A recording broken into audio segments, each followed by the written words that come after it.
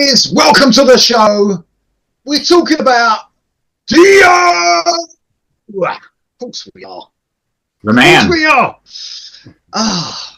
Well, it's coming up to the anniversary of his passing, which is May the 16th. 15 years. 15 years. Mental, isn't it? Absolutely mental. Wow, that is mental.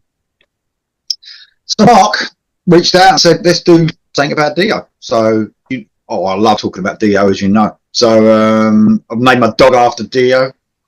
Got a dog named Dio. So that's how much of a fan I am. The best voice in metal. So we might, we're not here to talk about any other singers anyway, but considering I'm hosting the show, let's just get this straight. He is the best singer ever. And we're here to talk about a few things. So we've got a few topics to talk about in memory of Dio, the best singer in the world. Where would we be? And the best singer, just I must say, if you go around with like rock stars or metal vocalists and bands, and sometimes the question gets asked, don't they? I've seen quite a few videos of who's the best, and a lot say Dio. And sometimes it's weird. He doesn't always click with everyone because it's that theatrical side, I suppose, that he's got. But man, where would we be without Dio? Where would we be? So welcome to the show, guys. It's great to have you two on. Of course, we got the bald brigade here today. We got no hair at all on site. Bald is beautiful. But some fucking cool t-shirts. I've got to say, I've got the Dio on. Dom's got his Live Evil shirt on. And fucking Mark's gone for the whole fucking lot, like a Mob Rules. The whole lot, and the kitchen sink, Yeah, everything there. So we're going to talk about a few subjects. This is memory of Dio, and man, I could talk about him all day. And as you know, so first of all, we've set these out in order, and we've had a little think about it. So the first one we're going to talk about is our first memories, I suppose, of hearing Dio. We go around the houses. If we go Dom first, then Mark, then me, if that's all right. Okay. What's your first memories then, Dom? How old was you, by the way back then as well? Sorry? How old was you when we figured this out? I would say it wasn't until he joined Sabbath that I was really aware, and I would have been 14. So that was kind of a big deal when he joined For Heaven and Hell.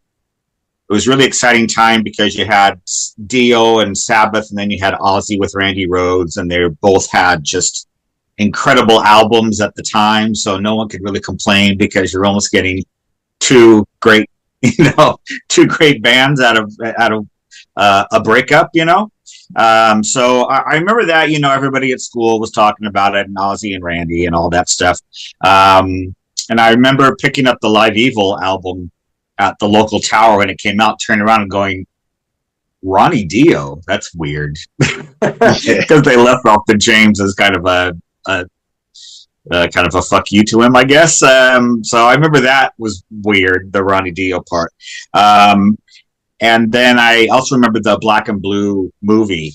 Everybody was going to see that, like a midnight showing, which was Blue Oyster Cult and Black Sabbath, which was they had the same management, so they made a film together, just live stuff.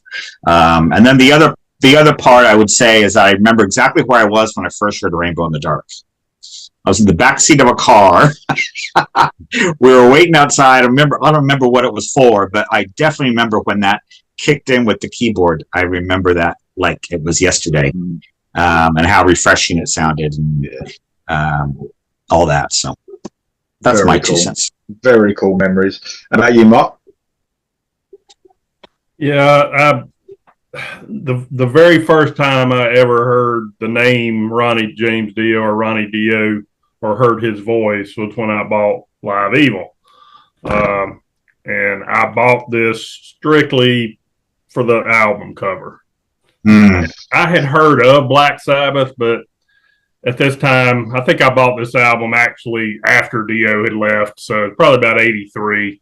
In fact, I'm quite certain because Born Again, I vividly remember I was bouncing back and forth between this and Born Again as far as buying it just for the album cover. And Awesome. This won out. I mean, how could you not love that? I mean, that's just that's got to be my all-time favorite album cover. But anyway, I bought it just because of the album cover. I had never heard the songs. I mean, I probably at some point had heard Iron Man. I'd probably heard War Pigs, Fairies Wear Boots, but I may not have even known it was Black Sabbath. I had heard the name, but I didn't necessarily know the music. But I bought this strictly for the album cover. And so that's the first time I ever heard Dio's voice was when I listened to Live Evil for the first time. And I'm so glad, looking back, I didn't buy Born Again first, because if I had, I probably would not have ventured much farther into the Sabbath catalog. Because at the time, when I first got Born Again, after this, it did not hold up, to what Dio was doing to me. So I grew to appreciate it later, but just those initial listenings of this album is what hooked me on Ronnie and Black Sabbath. Well, so the first time you're hearing some of those Sabbath songs that the Ozzy originally sang, first time you heard those were Dio versions. Because I mean, back then, here our radio stations didn't play a lot of what we call metal. But like I said, I know I had heard Iron Man. I mean, prior to that, Iron Man was around, pretty much everywhere, and War Pigs, and I'm sure I heard Sweet Leaf, because I remember, the call from Sweet Leaf. I'm sure I heard that song. So I knew some Sabbath. I just didn't know who they were. I probably didn't even know Ozzy Osbourne was the original singer at this point. Yeah. So my first foray into Sabbath was with Dio. Yeah. Cool. Well, it must be because we're all young, because I was getting a little bit concerned that I was going to be a late stage of hearing Ronnie James Dio. I was thinking you guys are like going to talk about the first time you heard it was like with Rainbow or whatever. I was thinking I'm going to be the one and I was late to the game, if you like. But I actually ain't. But I'm late to the game still. I'm still Black Sabbath, basically, the same as you. That's the first time. It's really weird, isn't it? Because now we know exactly what's going on music with bands, because who's leaving who and who's going with who, and this because of social media, obviously. But back then, it's pretty like you was in the dark, weren't you? Pretty much. There was that story when that mate of mine that went to see he loved Ozzy with Sabbath, and he went to see thinking he was going to go and see, and Ronnie James Dio was the singer. Didn't even know. But but my first, I've actually got a physical way of showing you what my first memories are, because I think this was and I had to pick this up recently. So, oh yeah. So I remember this is the 12-inch single. Obviously, it's got Heaven and Hell live version on the back as well. But that's the first memory of his voice, and I remember just thinking, like, being a bit like seeing how he's dressed and stuff, thinking, man, like, he's all in white, and I was thinking that voice, do you know what I mean? But I think I was still a bit young to appreciate Ronnie James Dio at the time. Do you know what I mean? I think he had a great voice, but I don't know, you were just young, weren't you? He was like I would have been like 10, so not really liking the songs, but not thinking, fucking hell, that guy is such a fantastic voice. And I think as you get older, you just start to realise that. Do you know what I mean? How good he was. But that's my first memory, Die Young. And what a fucking memory that is, isn't it? Yeah. It's absolutely superb. And I think that's probably why. I mean, I was more of a Ronnie Dio than a Rainbow or Black Sabbath with Ozzy fan, because I just found them then. Do you know what I mean? And I like some of the stuff, it's definitely Sabbath was where it was for me. But no, cool first memories, absolutely brilliant. Now we're going to talk about some live stuff. So whether we've seen them live or whether we've seen live stuff with Ronnie, that's cool. But we're going to go to Dom. What memories you've got, mate? Well, I had to go back through my mind and try to catalog all the times I saw them. I've come up with 8. Wow. 8 times. Very cool. 2 supports. One was Maiden was the headliner. and then Dio, and then Motorhead. So that was an amazing gig. And that was at Long Beach Arena, so I got to hear the Scream for Me Long Beach thing live. It wasn't the Live of Death tour; it was much later, but still, Bruce did that, so that was cool. And then the other time I saw him support was he was first on, and then Deep Purple was the second band, and then Scorpions headlined, and that was a very enjoyable night as well. I don't think I didn't see him until Strange Highways, I think. But then I saw him quite a bit after that. And then of course Heaven and Hell. I saw that tour. The band. Yeah. If you call it that. Whatever you want to do. Yeah. And then the only other time that I would say that I've seen him live is that I was working in a record store, and for Angry Machines he did an in-store signing. And I was kind of his PA. The store knew I was a huge fan, so like you just take care of it. Just take care of it. So his only thing on his writer or that he wanted this was in Portland, Oregon. He wanted a 6-pack of various microbrews, local bottles, so like a variety pack and he was drinking during the day and had a show that night, but didn't seem to faze him one bit.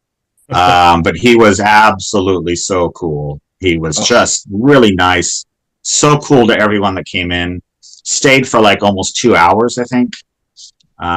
Didn't rush anybody off.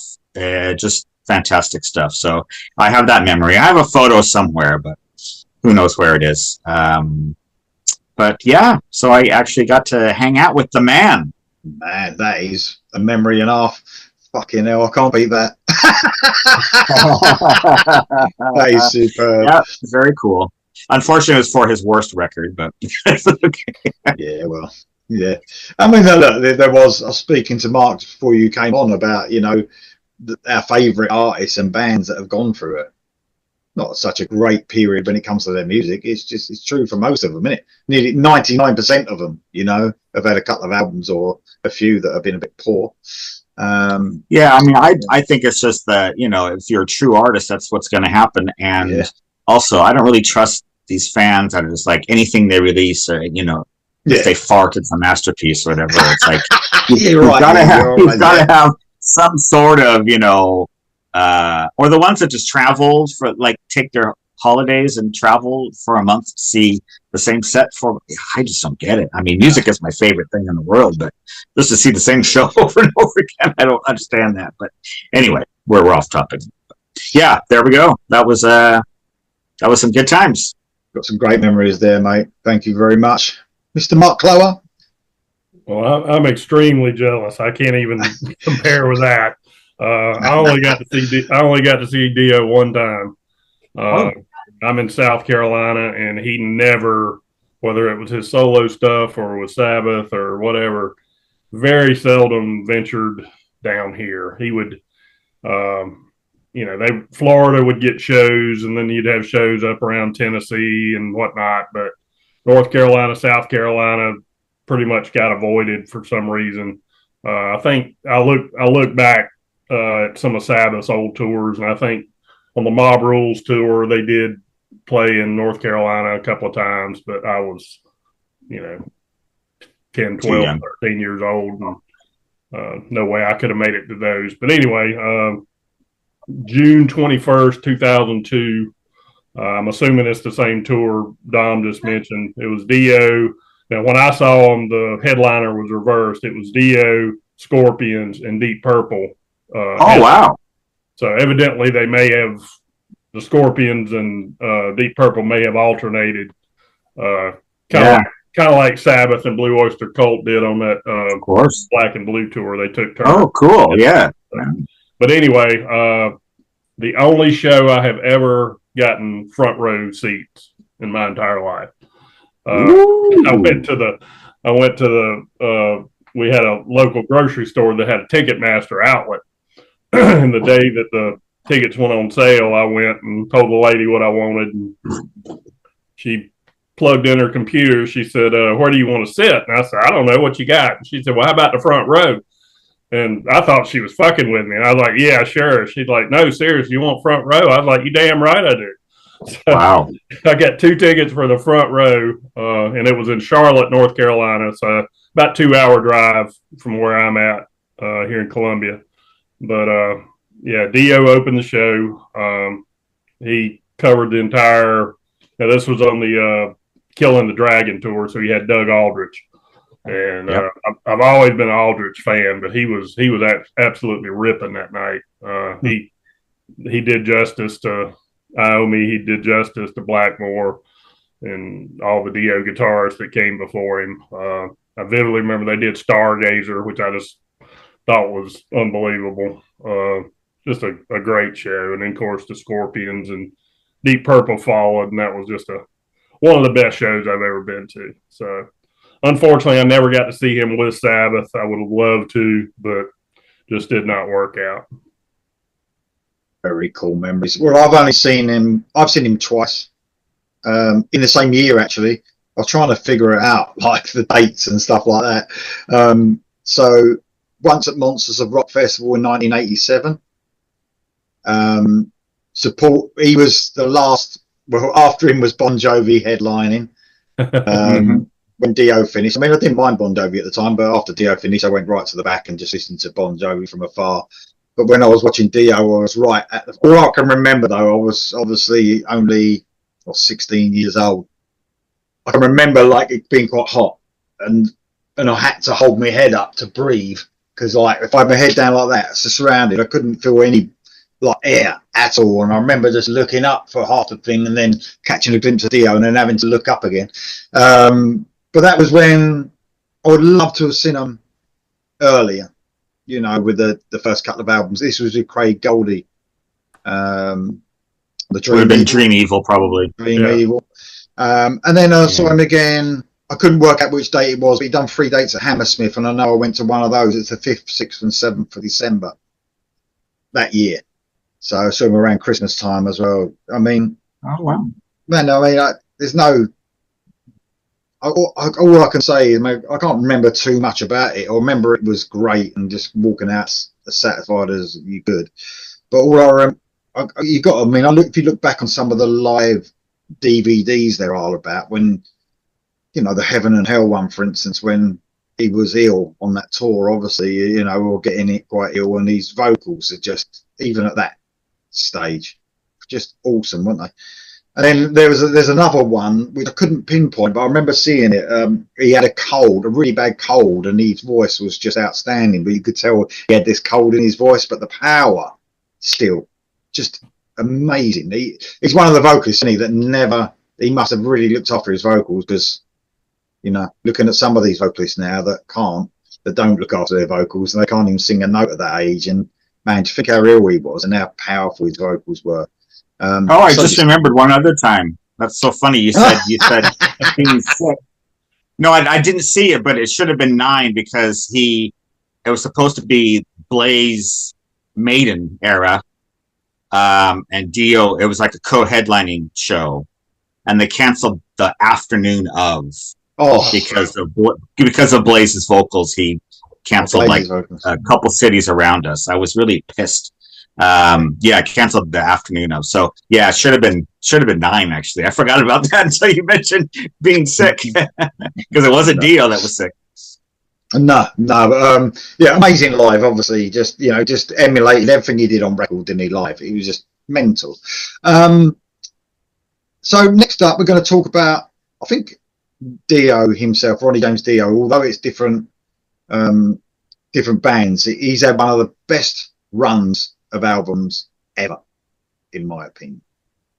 Now, I did message you guys and say question mark at the end whether you think this is the best run of albums that he had. It might extend even further, but I mean, we're probably talking just in general for me, from Rising up to Last in Line for me, are just immense. That period, you could do no wrong, in my opinion. To give me your thoughts on that first of all, Dom, do you agree with that? Do you think it extends further than that?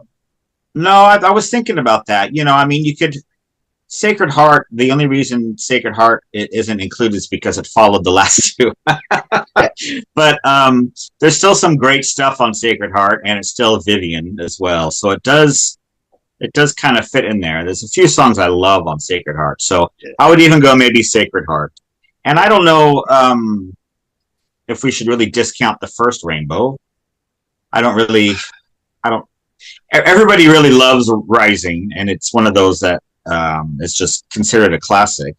Dio himself didn't understand why. He always thought that it wasn't Rainbow's best. I don't know which one he liked more. But yeah, I've read a few times that he was like, I don't understand why that one's picked out, But yeah, I think that's fair enough. Rising to last in line, you can't really fault that at all. No. Pretty top tier, isn't it? Pretty top tier. There's not many artists that have that run. It's like 2, and 2. Yeah, 2 Rainbows, 2 Sabbaths, and 2 Dios. How about me, Mark? Do you agree with that? I kind of agree about the debut Rainbow album. I would probably extend it to include that, even though I will say I think they were trying to find their footing on that album. They didn't have a dedicated style or sound, because you listen to some of the stuff had a Deep Purple vibe. Some of it even had an Elf vibe. I don't know if you guys ever ventured into the Elf catalog. It's not my jam, as they say, but it's a fun listen, if nothing else, just as a novelty thing. But Black Sheep of the Family and If You Don't Like Rock and Roll from the debut Rainbow album are very elfish. Definitely not, what I would call hard rock metal.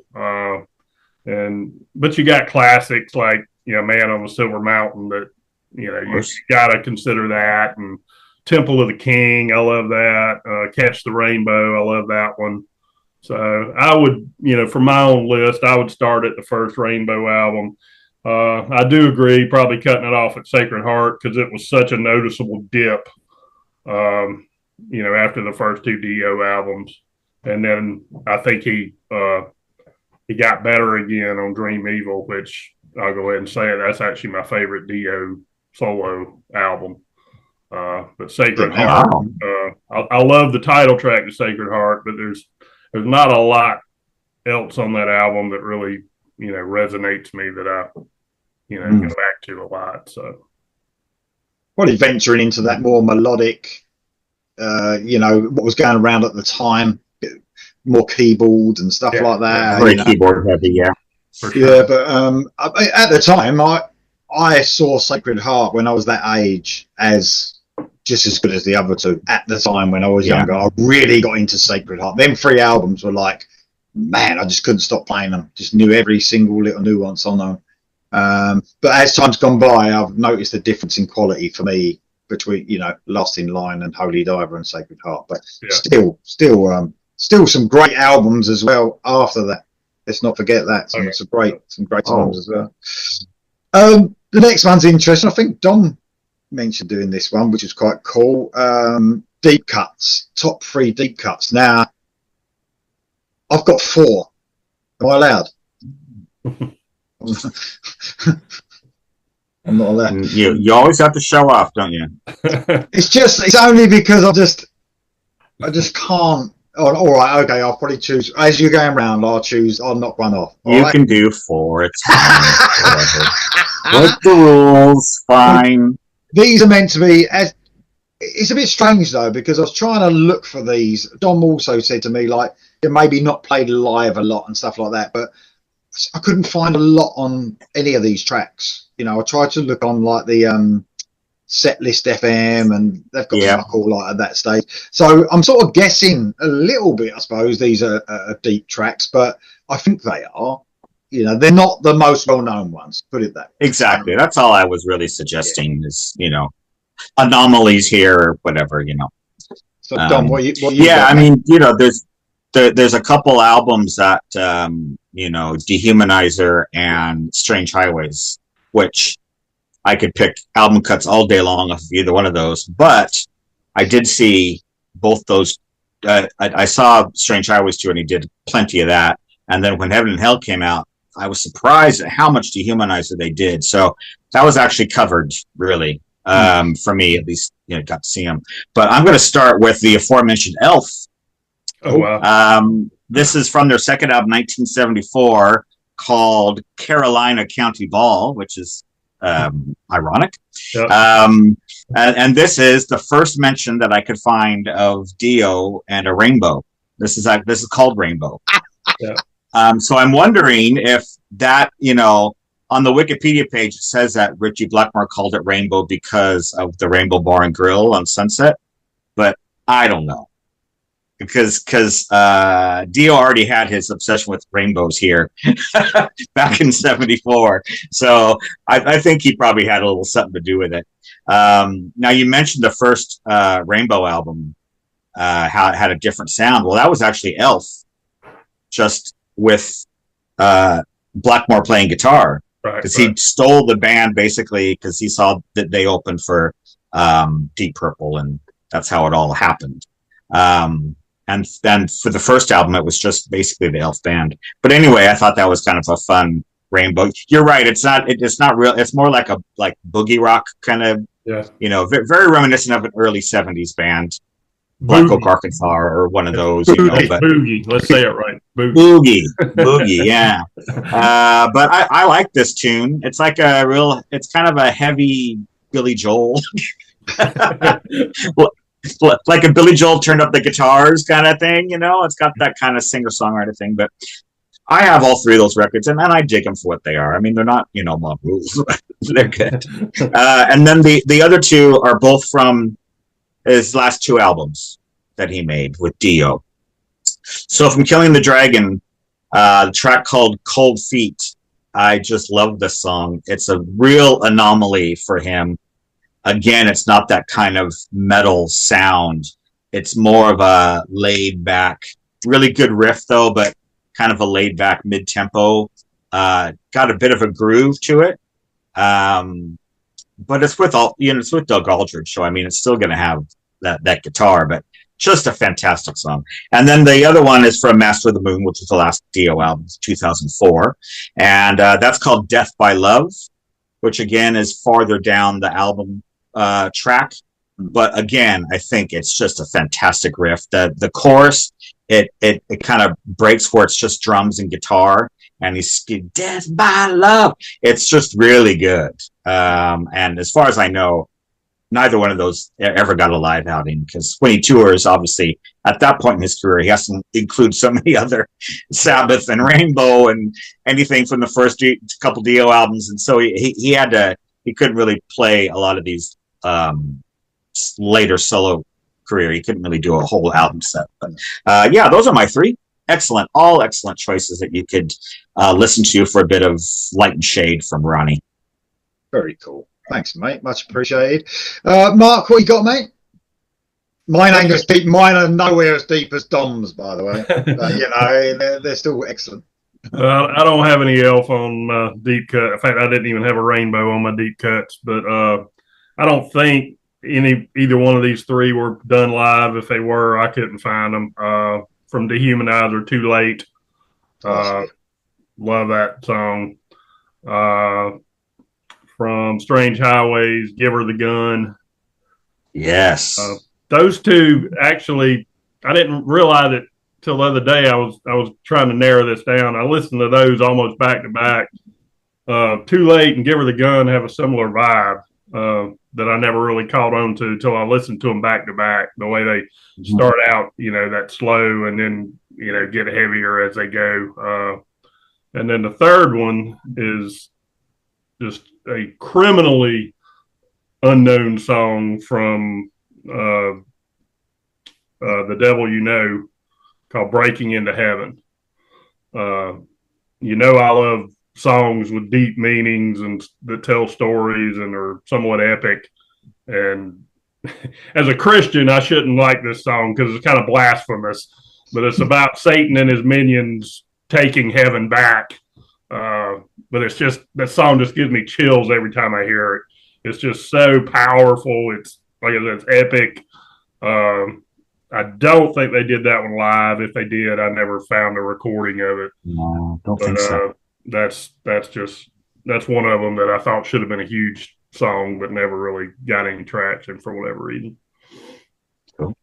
Thanks, mate. Well, mine are deeper cuts, I suppose, on the more well-known stuff, and that's where the memories mainly come from. But I think this is I'm getting paranoid now that these ain't so deep. But on the Holy Diver album, I always loved Invisible. I just thought that was, and I can't remember him. I had a DVD. I had a DVD years ago of the first tour with Dio. Didn't play it then, and I can't remember it being, spoken about enough. And it's so heavy as well. It's so heavy that there's that middle section that just goes. Vivian Campbell's like playing this riff, and it's going up and up and up the neck, and Dio's getting more and more. It sounds like he's like getting more and more excited singing it, and it's just so heavy. The next one, I've always loved this, and it's off Last in Line. And what I love about Dio, I love those. I mean, you've mentioned Sacred Heart already, Mark. That sort of plod, plodding sort of slow to medium pace songs. And I love One Night in the City. I just think it is just. Oh, I love that. Yeah. And then I'm trying to choose one that's not. Right. Okay. Just do the last two. Okay. I don't know if this one is deep either, but it's I love this song. It's over and over off of Mob Rules, the last track. Yes. I would say that's a deep cut. Yeah. Yeah. Very sort of somber and sort of melancholy and sad and almost bluesy at times. I love that song. Outstanding vocal performance. And the last one could be one of the heaviest tracks Dio's ever appeared on. That's Buried Alive off of Dehumanizer. That's the last track as well. That is fucking heavy. I mean, that riff at the beginning, it's just mental. So that's my 4 deep tracks. Anyway, we had to break. Well, it's funny, Mark, that you mentioned how you listened to the track from Dehumanized and Strange Highways, and they had a similar vibe, because I've always thought those 2 records were, how there's like Heaven and Hell and Mob Rules, that could be like a 2-record set, and then Holy Diver and Last in Line, that could be a 2-record set. I've always felt that Dehumanizer and Strange Highways have a lot of similarities, production-wise and just thematically and riff-wise, and I always think those 2 go hand in hand for me. You probably know this, but a lot of the songs that were on Strange Highways were at least toyed with as a possible follow-up to Dehumanizer anyway. Hollywood Black was actually demoed by Black Sabbath. There's I guess it's still on there. I hadn't looked for it lately, but there was a very rough demo of Hollywood Black during the Dehumanizer session. So I'm sure they changed it. I'm sure he changed lyrics or whatever. It's probably not exactly the same song, but clear carryover of the vibe from Dehumanizer. Yeah, absolutely. Very cool. Yeah, it's a great album as well. Okay, the next one is favourite track from each band: Rainbow, Sabbath, Dio. Yeah. We're going. You do it in what order you want, Don. We can go oldest to newest. It's up to you. You're. Let's see. Favorite track. I don't think I have that one. I'm gonna have to wing it. I think I missed that topic. That's all right. It might have been me. It might have been me. But you got a lot. So right. I'll tell you what, let's see. So I'll wing it. I can. We go Mark first. Mark first. I got a list if you want them. I would say for Rainbow, my favorite track is probably Long Live Rock and Roll. Such an anthem. I never get tired of hearing it. I still get that fucking yes. Oh, yeah. For Sabbath, it would be Neon Nights. Once again, it is just one of those songs. It doesn't matter how many times I hear it. If that comes streaming out of the speakers, I still get just goosebumps. Love it. And for Dio, my favorite track of Dio,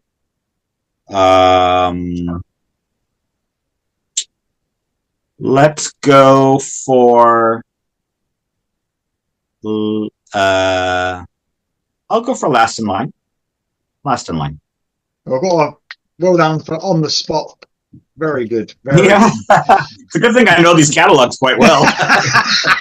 Some excellent choices as well. Mark, what you got, mate? Rainbow. There is no other choice for me. Stargazer.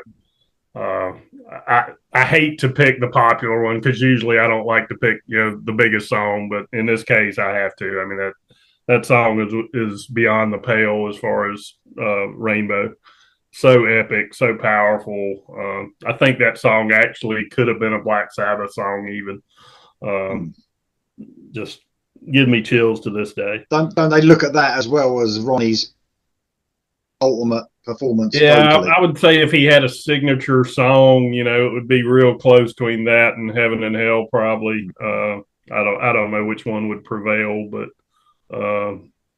either one of those would be a very good choice. But anyway, from Sabbath, this one came real hard. Well, I say it did. This has always been my favorite Dio Sabbath song, but there's so many that I absolutely love, and this is a bit of an odd pick, but Country Girl. That riff is just spine tingling. I just love everything about it. Love the lyrics. Just love the vibe of that song. And it's not. They did perform it live, quite a bit.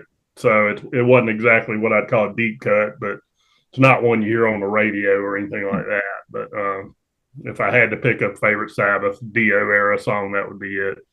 And then from the Dio band, Naked in the Rain from Dream. Oh, wow.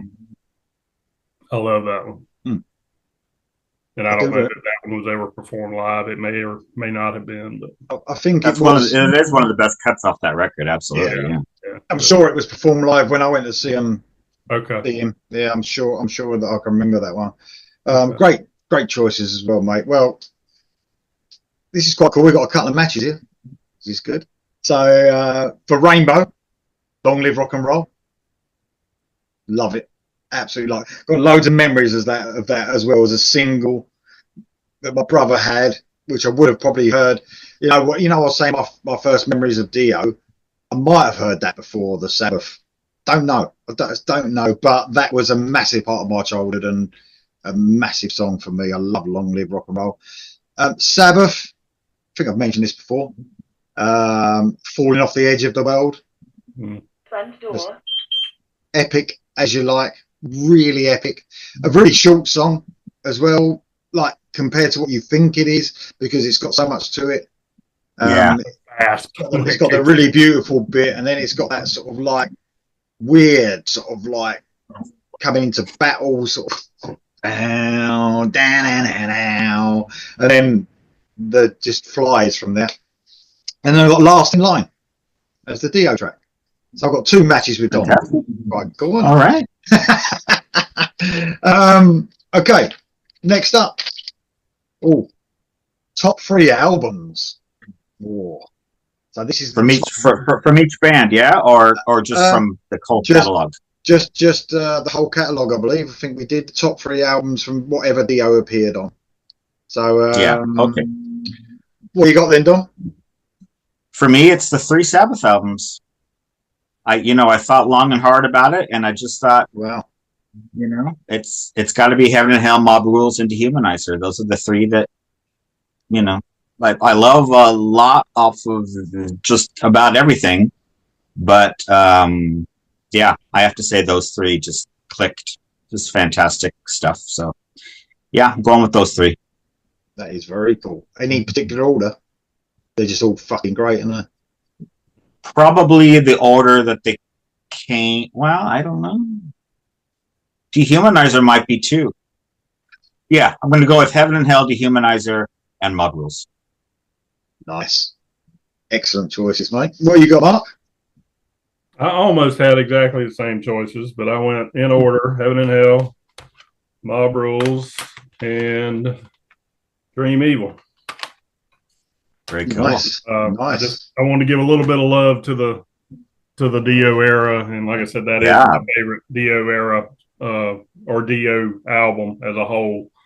Dehumanizer, I love it, but at the time when it first came out, it was it was not exactly what I was expecting. I guess I was expecting a return to the Heaven and Hell, Mob Rules kind of material, and it's really kind of modern sounding. That's what I love about it. And I've thought about this.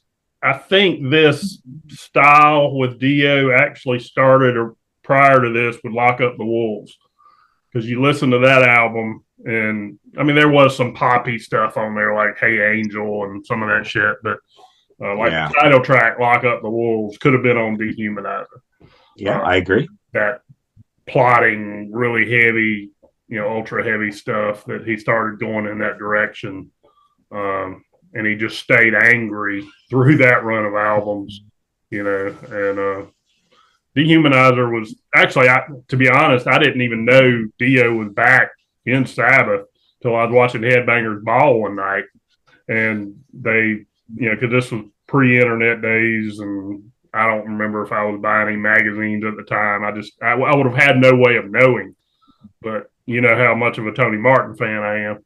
And I remember vividly, I don't remember who the host was at the time, whether it was Ricky Rackman or who, but came on and said, we're going to have the premiere of the new Black Sabbath video. And I was fully expecting Tony Martin. I was like, yes. And all of a sudden they go into TV crimes.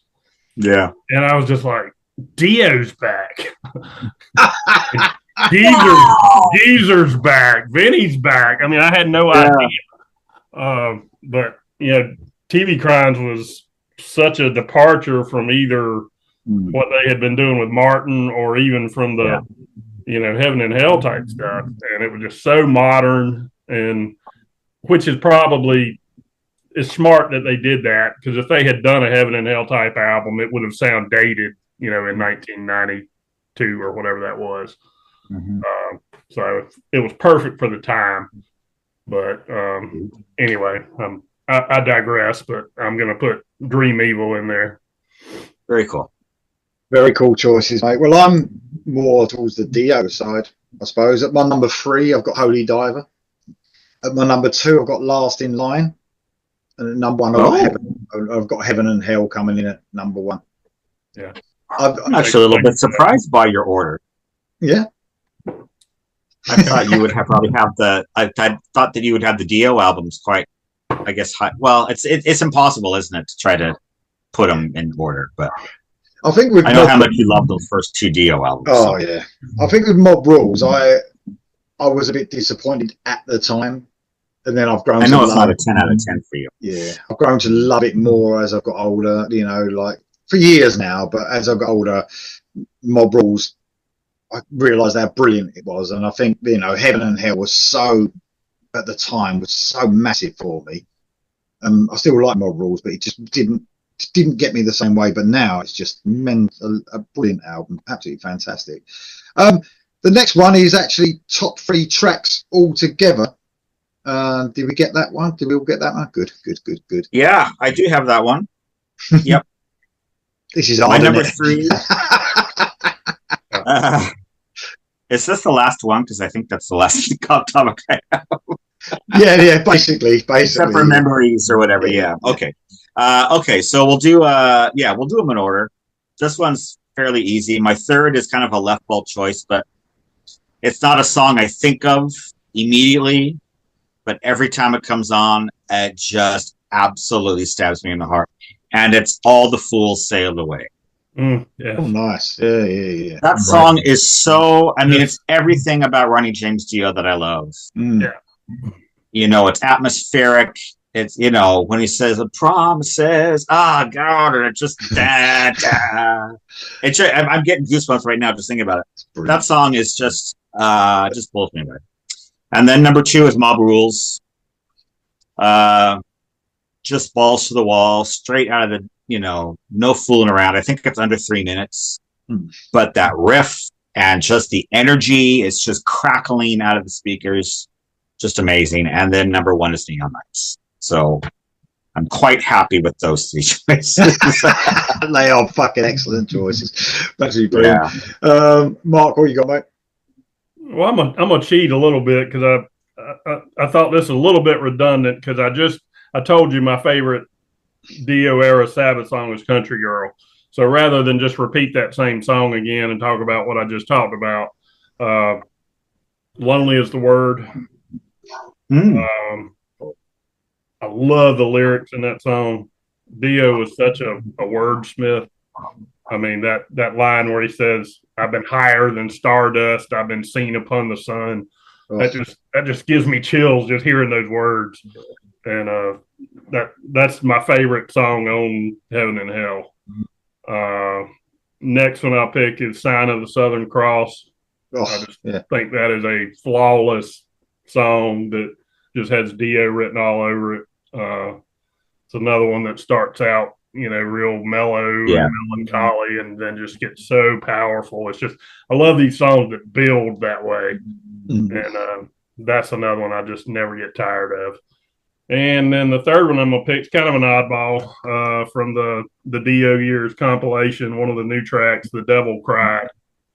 Yeah. That is one of the heaviest songs Sabbath ever did or Dio ever did.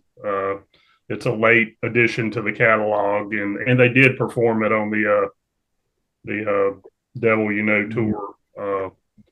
So it did get a little bit of play, but just one that if they had released earlier in the career, I thought could have been huge. Excellent choices, mate. So I've got a choice the same as you, mate. I've got Lonely is the Word. That is my favourite song off of Heaven and Hell as well. That I love. Lonely is the Word. I get this. I'm the same as you. Like you said, lyrics as well. I'm not a massive lyric guy, am I? I'm not in that way. But some of the lyrics that Ronnie wrote. Let's not forget that he wrote the vocal melodies as well, and for every band he's been in. And then number 2, Falling Off the Edge of the World. And then number 1, I've actually got Last in Line. I just think that is so... They're very epic, all 3 of those songs. Very, very Dio. Yes. Very cool. Brilliant choices from you guys. And the last one is... we're just going to talk about memories of his passing. Obviously, it's come May the 16th. He died. I don't know what the date is today. We're doing this on the 11th, so could be out before, probably. But so just to run you through... I was just looking on Wiki and stuff, just confirming, well, if Wiki could say confirms. So November the 25th, he announced that he had stomach cancer in 2009. I don't know. Do you have any memories of that? Because I don't. When he actually I do. I mean, when you first said what are your memories of his passing, my first thought is that, well, I knew he was sick. So I wasn't shocked because he did make that announcement. Of course, I was very sad, but at the same time, it wasn't one of those just out of the blue ones because stomach cancer, that's I knew it was going to be tough going. So, I mean, they obviously in that they was doing a Heaven and Hell tour, weren't they? And that was cancelled.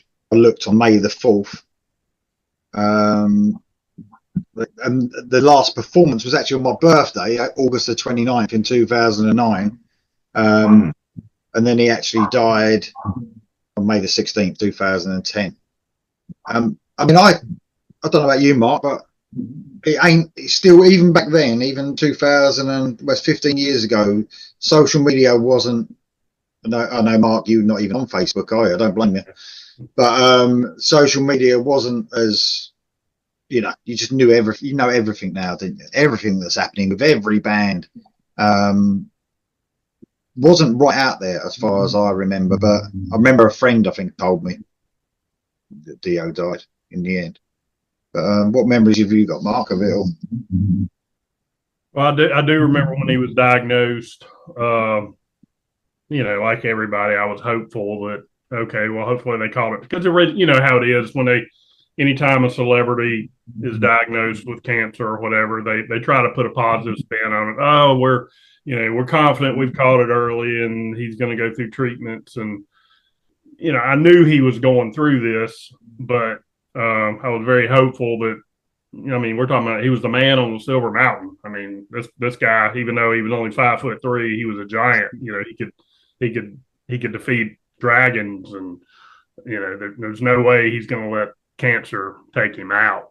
That's what your mind tells you. And we'd get a little bit of information here and there. My source of information back then was primarily, well, still is now, blabbermouth, which a lot of it you can take with a grain of salt. And there was another one back then, I don't think it exists anymore. It's called melodicrock.com that used to give some updates. And another source that I had, I was on Joe Sigler's Black Sabbath mailing list back in the day. I don't know if you guys were ever on the mailing list, but this was before forums, when Joe Sigler, who runs the big unofficial Black Sabbath website, he has firsthand. He's friendly with the band. Let's put it that way. He's got people in the industry that he's well connected to, and he put out a mailing list for years, for about 10 years. People would subscribe to this mailing list, and we'd send in topics, and a week later he would send out a mailing list, and we'd discuss it back and forth. And anyway, so he was pretty up to date on Dio's struggle. And Dio actually died on a Sunday, and I believe it was the previous Friday night. There was a story that came across the wire on, I think it was Blabbermouth, and they said that Dio was reaching the end. Geezer and Gloria Butler had been seen at the hospital, going into his room, coming out of his room a little while later. And anyway, the story was, the end is probably near. And that hit me pretty tough. But then, like, the next morning, Wendy Dio put out a message and said, no, this is somebody's talking out of their ass. They don't know what they're talking about. Ronnie's doing okay. This is premature, blah, blah, blah, blah. So I put it out of my mind thinking, okay, he's still in the fight.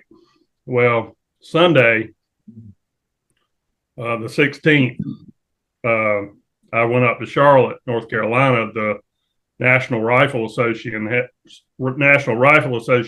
their annual convention in Charlotte that year. And it's the first time they'd ever been close enough for me to go to it. So I went and spent all day in Charlotte. And on the way home, before I got home, I stopped by my mother's house to do something for her at the time. And while I was over there, I said, let me check my email. So I went to her computer and I pulled up my email, and there was a message from Joe Sigler to the mailing list. And I'll never forget it. Just the heading said, Dio has died. And man, that hit me like a gut punch. And I clicked on it, and as I read it, it almost didn't sink in. I was like, this just can't be. It was just so, like Dom said, it wasn't unexpected, but, Dio's wife just the day before had put out the message that, no, he's doing okay. And anyway, he just evidently took a bad turn overnight, and just didn't come out of it. But to this day, I mean, it's still hard to believe he's gone. It seems like he's still here. He would be, 82 or 83 if he was still alive. And I'm convinced he would still be performing if he was. For sure. Man, some, sad memories. But have you guys all watched the documentary, The Dreamers Never Die? I have not seen it. I need to, but I haven't. Seen that, Dom? I have. Pretty good, isn't it? I mean, it's quite sad. It's very sad. Yeah, it's since Wendy was behind it. Yeah, it's a puff piece. It's not. They pass over a lot of things. Yeah. Obviously, he left Sabbath in a disgruntled state. His breakup with Vivian Campbell was not pretty.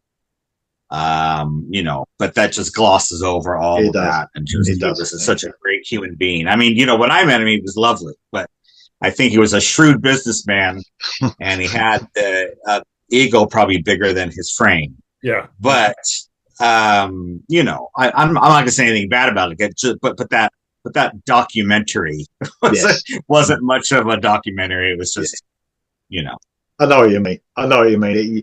You can tell. I mean, we all know about all the grief, that, especially that like Vivian Campbell had. And basically, you know, it's all about when you hear that he was dropped from Rainbow and Sabbath. It was almost like this came out of nowhere, but I'm sure it wasn't. You know, what I mean? I'm sure there was a lot of things going on behind the scenes that we don't know about. The Dehumanizer debacle was pretty. Oh yeah, too. You're supporting Ozzy. I don't blame him. I don't blame him for that at all. No. Well, I don't blame him for leaving, for wanting to, you know, for them wanting to support Ozzy. But evidently during the recording process, I was just reading a book that Martin Popoff wrote about the post Ozzy lineups, and he went into depth in the Dehumanizer recordings, and everybody that was involved said Dio at the time, he was just kind of disconnected, and it was hard to get lyrics out of him, and he just wasn't, even though he had agreed to leave the Dio band and reform Sabbath, he emotionally, for whatever, just wasn't invested, and they had a real hard time getting, you know, participation out of him, to the point that they actually tried to bring Tony Martin back in. There's evidently recordings, we'll probably never hear them, of Tony Martin demoing the Dehumanizer stuff, because they were intent on, okay, Dio's not working out, we're going to bring Martin back. But then the record company said, no, we're not having that. You've got Dio back. He's who we want you to have, and that's who you're going to finish this album with. So reluctantly, they ended up finishing that album. And, you know, it's hard listening to it and watching videos of the tour. You would think they were all, you know, all for one, but evidently it wasn't that way. So he was a pretty tough guy. They definitely repaired their relationship for the Heaven and Hell stuff. Yeah. I think honestly, they may have, by that point, they may have all been able to finish their career with that, you know, had he not gotten sick. I think there was talk even then, though, he still had a Magica 2, you know, that he was wanting to finish. So there may have been a interlude where he had gone back to Dio for a while, but I think Heaven and Hell as the band could have, you know, carried on had he not gotten sick. Yeah, definitely. What a great album that was, and all to finish off, wasn't it? Absolutely superb. Guys, not as superb as you two, obviously, being here with us today. Lee, before we finish, I want to throw a couple of things in here that we didn't even put on the topics, but just some one-off stuff. I don't know if Dom's got any, but some one-off stuff that he was involved with. I mentioned this one time before. He did 2 songs with Kerry Livgren from Kansas on an album called Seeds of Change. One of them was called Mask of the Great Deceiver. The other one was called To Live for the King. They were essentially Christian rock songs that Dio was singing, which is kind of mind-boggling to hear him sing these lyrics. But 2 excellent songs. He did, one of the last things he did a song with his cousin, David Feinstein, on one of his albums. It was called Metal Will Never Die. That was a real heavy song. And then one that I reach for, even when it's not Christmas, he did a song with Iommi, Simon Wright, and Rudy Sarzo. He did a cover of God Rest Ye Merry Gentlemen. I don't know if you've ever heard this.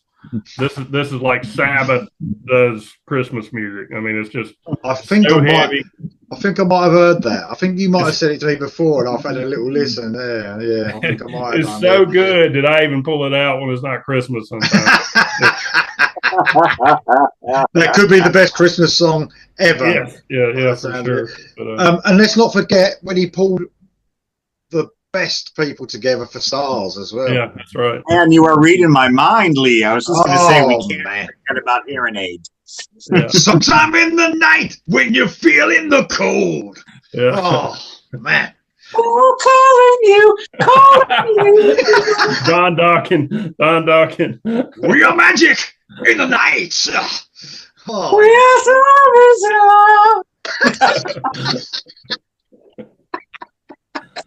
I mean, you know, I don't have a problem with Don Dawkins at all, but whenever he came in, he was just so smooth and Don, he just stopped. If you ever watched the full making of it, which I'm sure we all have, and Dio just stopped the music.